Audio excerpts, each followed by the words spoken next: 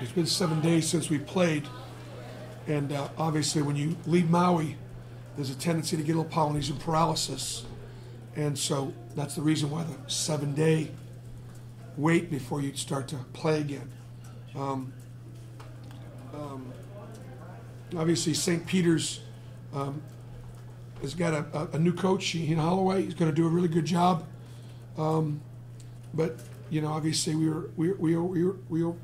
were overmatched, and but our kids didn't play to play the opponent. We try to focus on ourselves, and so first off, defensively, to hold them at 29% or 27%, to turn them over 26 times. I thought we did a good job guarding. We were accountable with our schemes and made plays. And I think that it was 16 steals. You're trying to make plays defensively. So that was really positive. I thought we executed offensively fairly well with 25 assists. It was a little sloppy at times, but you know, I think overall it was a good workout for us. Javon McCormick tweaked his ankle in the second half, and that's why I had Samir Dowdy at point guard for part of the second half. He had 5 assists, 1 turnover in the day, and it was good to get him out there because we've got to develop a little depth at the position. Chris, can you talk about your defensive intensity, particularly early in the game? Yeah, hold on 1 second. Excuse me, I'm sorry. I thought the defensive intensity was good. We gave him 14 offensive rebounds, so we probably could have checked out better. You try, obviously, to make plays and schemes, and there are times when our guys would get exposed. They had a foreman that drove by our foreman a few times, which was an issue. And then when they did get in penetration, we do a good job of protecting the rim with our shot blockers. But when they leave the big, our guards have got to, we call it rebound down, and we had mixed results on that.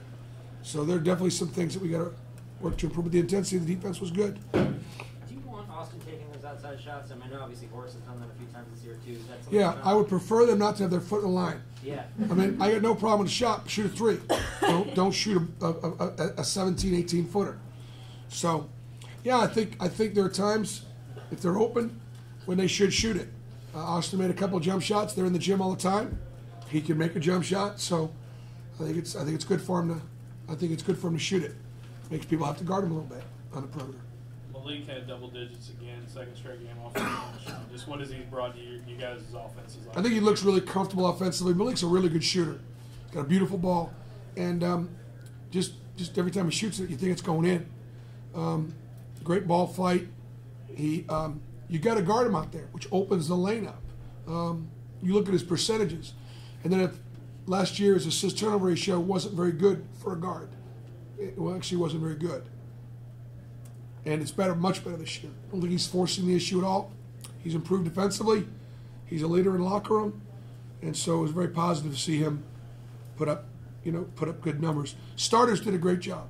I mean, Chuma was plus 46 in 22 minutes.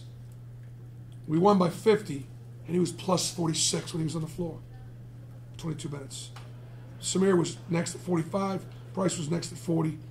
Anthony and Jared at 38. So I thought the starters played very well. How easy is it to execute the offense when Anthony is even scoring? Well, it gives you a different dimension.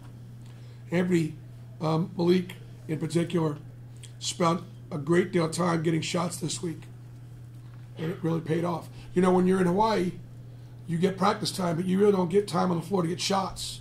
And so these guys sometimes get conditioned as rhythm shooters, and they need a couple hundred shots the day before the game, day of the game, just to kind of feel good about it. So, it was good that we especially, we shot the ball very well from 3. Got to improve on the foul line. I don't know if I mentioned that, but I'm concerned about a free throw percentage. It's not good. It'll cost us in close games, and we're working really hard to improve it. Every man's got to be accountable. Did you find much in the walk-ons play? I thought, we got the last 4 minutes. I thought they held their own. It was good to see Chase, take command a little bit, make some shots. I thought they played good defensively. I'm not sure what their plus minus was. Actually, I do think it was minus one or two. But I expect those guys to go out there and play. They earn the right to be there. I love how our bench responds to their being out there. I love how our students respond to their students being out there, because they know how hard those guys work. They know how much time they put in. So I was happy for all of those guys to be able to get some clock. I want to thank our students again for a tremendous turnout once again. And I encourage our fans, they're going to be just, SEC games are going to be a hard ticket. It's going to be an expensive ticket. It'll be a tough ticket. You can get tickets pretty easily right now to the next few games. And I just encourage our fans to take advantage of it. We play we play UNC Asheville Tuesday night. They were an NCAA tournament team a year ago.